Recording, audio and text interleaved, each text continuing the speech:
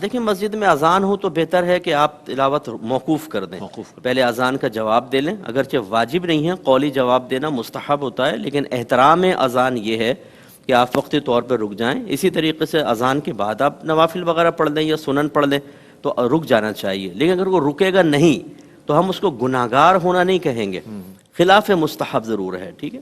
اور ذکر وغیرہ کے لیے درود پاک پڑھنے کے لیے باوضو ہونا، کیا پاک ہونا بھی ضروری نہیں ہے۔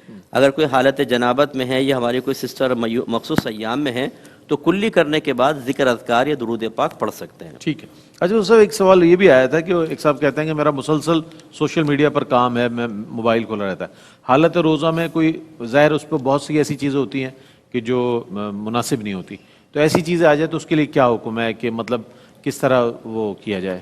دیکھیں قصداً اور ارادتاً تو ایسی چیزوں تک ریچ مناسب نہیں ہے، کیونکہ اس سے روزے کی نورانیت میں یقیناً فرق پڑے گا، لیکن آپ کوئی اور چیز یوز کر رہے ہیں اور اچانک کوئی ایسی چیز آ جاتی ہے تو اس کو ایوائڈ کریں، نظر انداز کریں، اس کو نہ دیکھیں تو ایک نظر دیکھنے میں اس کے مطلب اس سے کوئی روزہ متاثر نہیں ہوگا۔ وہ وہی بات ہے نا کہ قصداً نظر ڈال رہے ہیں یا اچانک آ گئی تو نظر انداز کریں، قصداً نہ بنائیں اس کو، اس سے نورانیت میں فرق۔ بہتر۔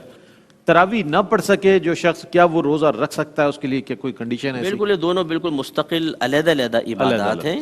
روزہ رکھا، تراویح نہیں پڑھی، تراویح پڑھ لی، روزہ نہیں رکھا، ان دونوں پہ کوئی فرق نہیں پڑے گا، ٹھیک ہے۔ دونوں ہی رکھنے چاہیے، ایک پڑھیں لیکن کوئی رہ جائے تو اس سے دوسری عبادت پہ کوئی فرق نہیں پڑتا۔